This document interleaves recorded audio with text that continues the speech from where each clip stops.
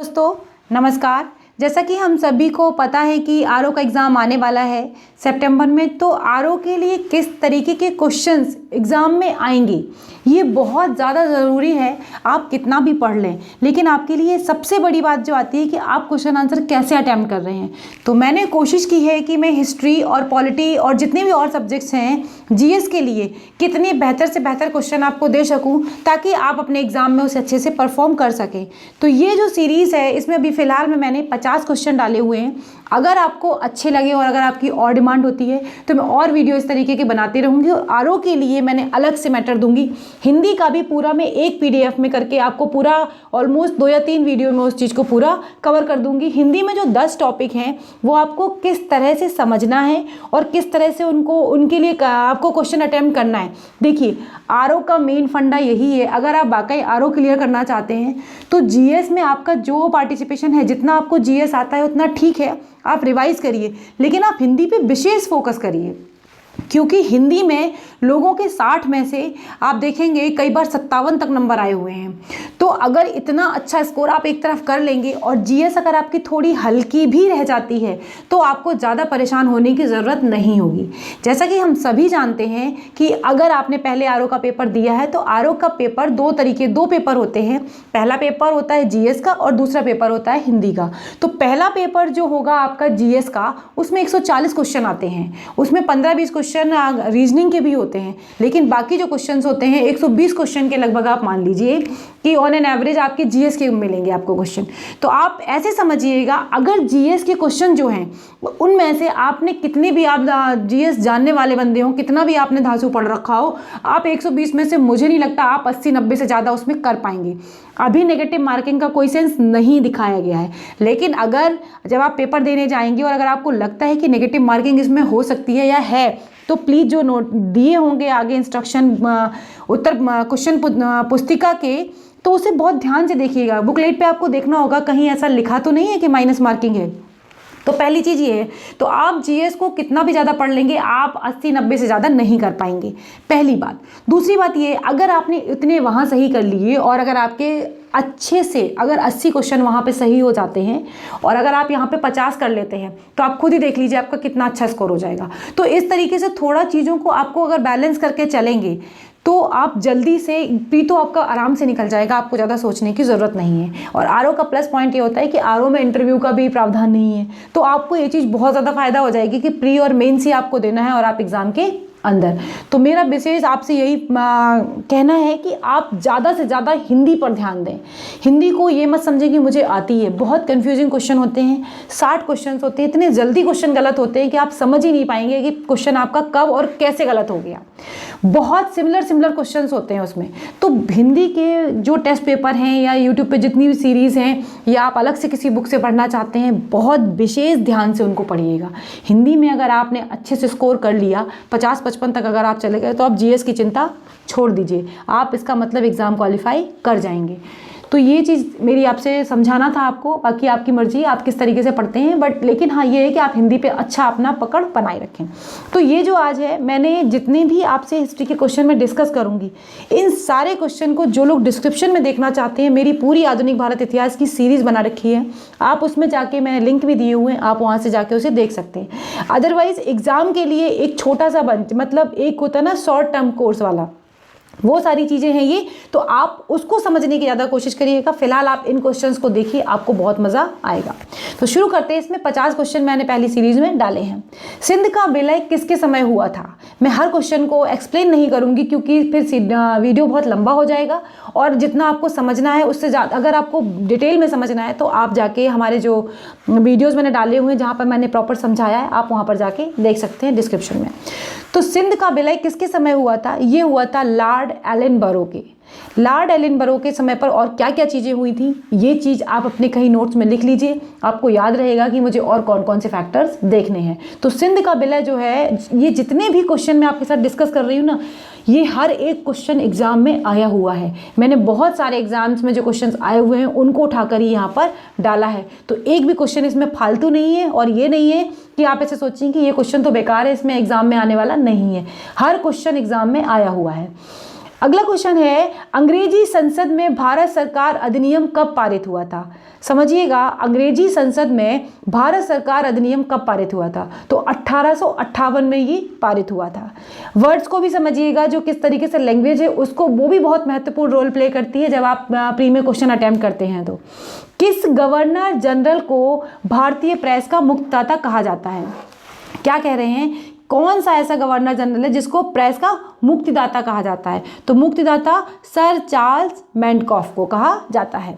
अवध का विलय, जितने भी विलय हैं वो आपको देखने हैं, ये आपका होमवर्क है। तो जितने भी विलय हैं वो एक बार आप देखिएगा और अपने जो आप नोट्स बनाते हैं उसमें लिख लीजिएगा। अवध का विलय लॉर्ड डलहौजी के टाइम पर हुआ था या लॉर्ड डलहौजी ने ही किया था। आपको ये भी देखना है कि लॉर्ड डलहौजी ने और कौन कौन से जगहों का विलय किया था। चतुर्थ आंग्ल मैसूर युद्ध किसके समय हुआ था? ये जंगल नहीं है, ये आंग्ल है। चतुर्थ आंग्ल मैसूर युद्ध किसके समय हुआ था? तो ये हुआ था लॉर्ड बेलेजली के समय पर। देखिए, इसका जो पीडीएफ है मैंने दे रखा है डिस्क्रिप्शन में, आप उसे वहाँ से देख सकते हैं। लेकिन एक चीज़ और ध्यान रखिएगा कि जितने भी ये पीडीएफ है, या तो आप किसी अगर एक को फॉलो कर रहे हैं तो ये सारे पीडीएफ, ये क्योंकि क्वेश्चन आंसर के फॉर्मेट में ही है, तो आप इसे एक बार रिवाइज करेंगे, आपको आपके नोट्स की तरीके से हो जाएंगे ये।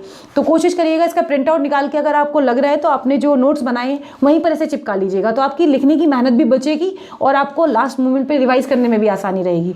तो ऐसा भी कर सकते हैं, लेकिन प्रिंट आउट जरूर ले लीजिएगा, क्योंकि आप सॉफ्ट कॉपी रखेंगे आप लास्ट मोमेंट पर नहीं देख पाएंगे। भारतीय राष्ट्रीय कांग्रेस की स्थापना किसके समय हुई थी? ये हुई थी लॉर्ड डफरिन के समय पर। मैंने सारे पॉइंट्स एक एक करके अपनी जब हिस्ट्री पढ़ाई है सब कुछ क्लियर किया हुआ है, तो मैं बार बार ये बात नहीं बोलूंगी, आप वहां से जाकर देख सकते हैं। 1833 का चार्टर एक्ट जो है वो किसके समय पारित हुआ था? ये हुआ था लॉर्ड विलियम बेंटिक के समय। किसके समय? लॉर्ड विलियम बेंटिक के समय। ये देखिएगा लॉर्ड विलियम बेंटिक के समय और क्या क्या काम हुए थे। भारत में अंग्रेजों के समय प्रथम जनगणना कब हुई थी? बहुत इंपॉर्टेंट क्वेश्चन है, कई बार पूछा गया है। लॉर्ड मेयो के कार्यकाल में।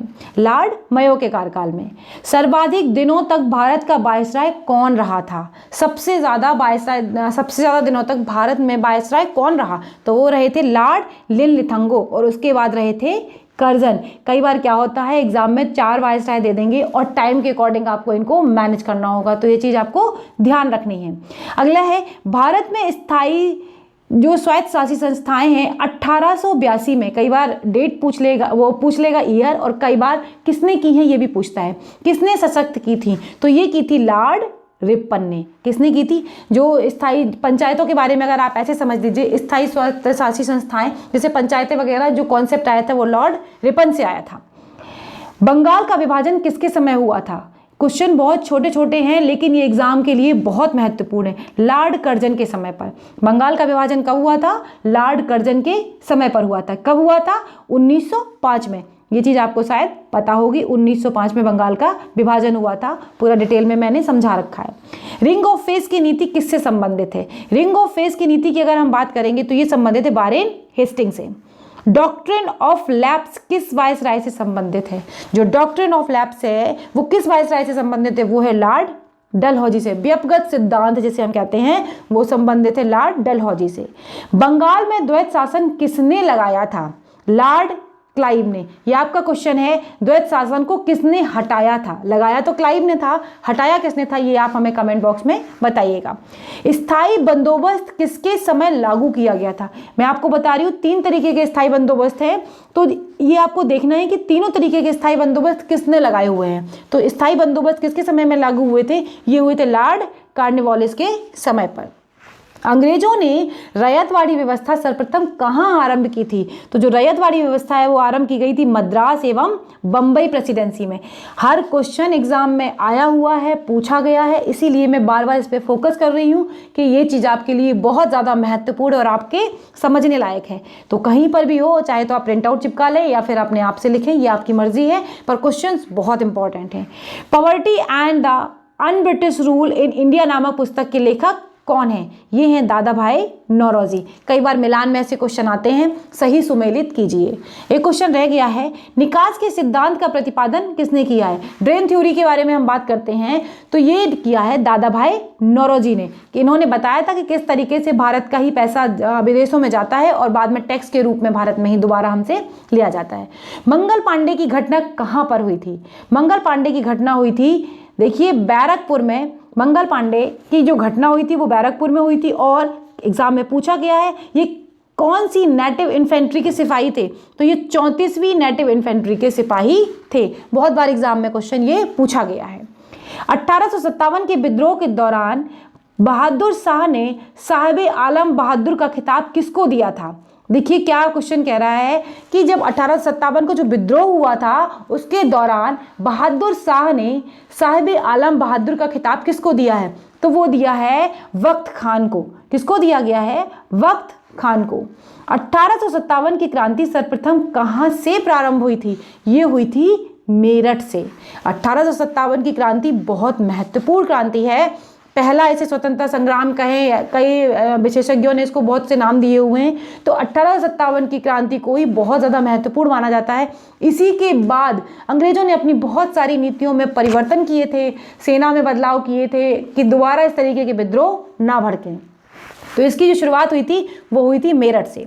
1857 में बरेली विद्रोह के नेता कौन थे? कौन थे? खान बहादुर बरेली विद्रोह के नेता थे। लखनऊ में इसके नेतृत्वकर्ता कौन थी? बेगम ऑफ अवध। ये कई बार क्वेश्चन पूछे गए हैं और पूछे जा सकते हैं। अवध में क्रांति का नेतृत्व किसने किया था? देखिए बात कहाँ की कर रहे हैं? अवध की। अवध में बेगम हजरत महल ने क्रांति का नेतृत्व किया था। नाना साहब का कमांडर इन चीफ कौन था? तो वो थे तात्या टोपे। रामचंद्र पांडुरंग के नाम से भी हम इन्हें जानते हैं। इनका जो नाम था रामचंद्र पांडुरंग भी इनका नाम था, बचपन का नाम। 1857 में पटना में विद्रोह के प्रमुख नेता कौन थे? कुंवर सिंह। कई बार एग्जाम में पूछा गया और कई बार आपने कुंवर सिंह का नाम और भी बहुत तरीके से सुना होगा। तो आप देखेंगे जब आप डिटेल में अगर पढ़ना चाहें तो आप देखेंगे आपको बहुत सारी जगहों पे इनके नाम मिलेंगे। 1857 के विद्रोह को देखने वाले उर्दू कवि कौन थे? देखिए बात किसकी हो रही? उर्दू कवि की। तो ये थे मिर्जा गालिब। और कई बार ये भी पूछा गया है कि ये कहाँ के थे? तो ये थे आगरा के ये थे। 1857 के विद्रोह के समय भारत का गवर्नर जनरल कौन था?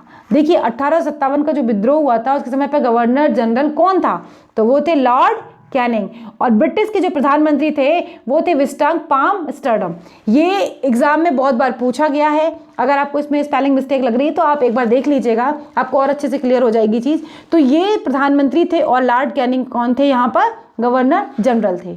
1857 के विद्रोह को स्वतंत्रता की प्रथम लड़ाई किसने कहा था? ये कहा था बीडी सावरकर ने। बीडी सावरकर एक बहुत एक्टिव क्रांतिकारी थे। इन्होंने बहुत सारे काम किए थे। अब इनके बारे में अगर डिटेल में देखना है तो आप पीछे वीडियोस में देख सकते हैं। तथा कथित प्रथम स्वतंत्रता संग्राम, मतलब 1857 की क्रांति के बारे में बात की जा रही है कि ये जो प्रथम संग्राम इसे कहा जा रहा है, यह ना तो प्रथम था, ना राष्ट्रीय था और ना ही स्वतंत्रता संग्राम था। ये कथन किसने कहा है? तो ये कहा है आरसी मजूमदार ने। ऐसी बात किसने कही है? ये कही है आरसी मजूमदार ने कहा है कि ना तो ये जो प्रथम स्वतंत्रता संग्राम कहा जा रहा है यह ना तो प्रथम स्वतंत्रता संग्राम था, ना ही राष्ट्रीय था और ना ही स्वतंत्रता संग्राम था। राष्ट्रीय कहने का मतलब इनका ये था क्योंकि इसमें हर वर्ग शामिल नहीं हुआ था और लोगों ने अपने अपने निजी हितों, ये फेल क्यों हुआ था? क्योंकि लोगों ने अपने अपने निजी हितों के लिए मतलब लड़ाई करना शुरू कर दी थी। ये क्षेत्रीयवाद से उठ गया था कि यहाँ परेशानी हो रही है, जमींदारों को परेशानी हो रही है, ये इस तरीके के थे। लेकिन इसमें जो एक शिक्षित वर्ग था और जो मुख्य लोग थे उसने पार्टिसिपेट ही नहीं किया था इसमें। भारतीय स्वाधीनता आंदोलन का सरकारी इतिहासकार कौन था? एक देखिए कितना महत्वपूर्ण क्वेश्चन है। इसमें थे एस.एन. सेन है, ये इस नहीं है, एस.एन. सेन। तो ये है एस.एन. सेन। पील आयोग किससे संबंधित है? पील आयोग संबंधित है 1857 में जो क्रांति हुई थी उसके बाद फौज का नवीनीकरण, फौज का जो रेशियो था वो बदला गया था कि अब अंग्रेज ज़्यादा होंगे और जो लड़ाकू प्रजाति के लोग थे मतलब उनको अलग किया गया था, कम किया गया था और कहा गया था कि अब नवीनीकरण तरीके से करेंगे जो 1857 की क्रांति थी, ताकि दोबारा ऐसा कोई विद्रोह ना भड़के। नील दर्पण के लेखक कौन है? दीनबंधु। दीनबंधु नील दर्पण के लेखक है। नील दर्पण में क्या लिखा गया था? नील क्रांति के बारे में जो पूरा व्याख्यान किया गया है इसके बारे में पूरा बताया गया है। वंदे मातरम गीत किसने लिखा है? बंकिम चंद्र चटर्जी ने। किसने लिखा है? बंकिम चंद्र चटर्जी ने। आनंद मठ उपन्यास की कथा वस्तु किस पर आधारित है? जो आनंद मठ है उसकी कथा वस्तु किस पर आधारित है? सन्यासी विद्रोह पर। किस पर आधारित है? सन्यासी विद्रोह पर। मैं बार बार कह रही हूँ ये जितने भी क्वेश्चन मैंने इसमें डाले हुए हैं हर एक क्वेश्चन बहुत ही ज़्यादा महत्वपूर्ण है 19वीं शताब्दी के दौरान होने वाले बहावी आंदोलन का मुख्य केंद्र क्या था? पटना। एक बात मैं आपको बोलना चाहूँगी कि क्वेश्चन जितने आसान दिखते हैं, हमेशा जो आपकी जब नंबर आते हैं या प्री क्वालिफाई करते हैं या जो लोग कर लेते हैं, जो लोग नहीं कर पाते, उसमें बहुत ज़्यादा अंतर नहीं होता है। बात ये समझिए, जो क्वेश्चन कठिन है वो सभी के लिए कठिन है, लेकिन गुंजाइश ये नहीं होनी चाहिए कि आप सरल क्वेश्चन को भी गलत कर दें। अगर आपने ईजी क्वेश्चन को गलत कर दिया, वहीं आप कम से कम 200-400 रैंक नीचे गिर जाते हैं। तो क्वेश्चन देखने में ज़रूर हो सकता है आपको आसान लग रहे हो, लेकिन ये क्वेश्चन आसान के साथ साथ आपको इन पर पकड़ और समझ बनानी बहुत ज़रूरी है, क्योंकि जो टफ है वो सभी के लिए टफ है, लेकिन इजी क्वेश्चन ही जो होते हैं वो लोगों को आगे ले जाते हैं और पीछे धकेलते हैं। तो आपको विशेष ध्यान रखना है कि आपको किस भीड़ में शामिल होना है। गलतियां कम करें और नंबर अच्छे से संभाल के रखें, तभी आप आगे क्लियर कर पाएंगे। 19वीं शताब्दी के दौरान होने वाले बहावी आंदोलन का मुख्य केंद्र क्या था? पटना। देखिए क्या बात कर रहे हैं कि बहावी आंदोलन का केंद्र क्या था, तो वो था पटना। कूका आंदोलन किससे संबंधित था? कूका आंदोलन किससे संबंधित था? किसने संगठित किया था या संबंधित था? ये था गुरु राम सिंह से। कूका आंदोलन कई बार एग्जाम में डेट वाइज पूछेगा, कई बार नाम पूछ लेगा कि मिलान करिए कौन आंदोलन किससे संबंधित था। ये बहुत तरीके के पूछने के तरीके हैं यूपी के, तो पूछेगा वो आपको सही टिक करने होंगे। पागलपंथी विद्रोह किससे संबंधित है? ये है गारो से, और इसकी स्थापना जो की थी वो की थी करम शाह ने। दोनों चीज़ें पूछ सकता है, किससे संबंधित है और स्थापना किसने की थी और कब हुई थी। ये आप बताएंगे कि पागलपंथी विद्रोह की स्थापना कब, मतलब विद्रोह कब शुरू हुआ था, स्थापना से मतलब पागलपंथी विद्रोह कब शुरू हुआ था। फराजी विद्रोह के नेता कौन थे? फराजी विद्रोह के नेता थे दादू मियाँ। देख लीजिएगा फराजी विद्रोह कहाँ पर भड़का था, ये आप बताएंगे कमेंट में, और कब भड़का था। महाराष्ट्र में रामसी कृषक जत्था किसने स्थापित किया था? तो रामसी कृषक जत्था जो स्थापित किया था वो क्या था? वासुदेव बलवंत फड़के ने। किसने किया था? वासुदेव बलवंत फड़के ने। कोल विद्रोह का नेतृत्व किसने किया था? इसका किया था बुद्धू भगत ने। ये ऐसे नहीं है, ये ऐसे है, बुद्धू भगत ने। ठीक है, तो 21 अभी आगे क्वेश्चन है आगे का। संथाल विद्रोह का नेतृत्व किसने किया था? ये किया था सिद्धू कान्हा एवं भैरव चांद ने। देख लीजिएगा जो संथाल विद्रोह है अपने नोट्स में लिखिएगा कहीं पर, कब हुआ था। ये आपका होमवर्क है। मैंने कुछ चीज़ें इसमें जानबूझ के छोड़ी हैं, अगर आप वाकई इंटरेस्टेड हैं पढ़ने में तो इन चीज़ों को ज़रूर देखेंगे। उलगुलन विद्रोह किससे जुड़ा हुआ है? ये जुड़ा हुआ है बिरसा मुंडा से, और ये मुंडा विद्रोह के नेता थे। मोपला विद्रोह, पावना विद्रोह, एका आंदोलन, बिरसा मुंडा विद्रोह कहाँ हुए थे? ये सारे के सारे केरल, बंगाल, अवध और बिहार में। मतलब मोपला विद्रोह कहाँ हुआ था? केरल में। पावना विद्रोह कहाँ हुआ था? बंगाल में। और ये जो एका विद्रोह है वो कहाँ हुआ था? अवध में। और ये जो बिरसा मुंडा वाला बिहार में। कई बार मिलान में भी ऐसे क्वेश्चंस आते हैं। भील क्रांति कहाँ पर हुई थी?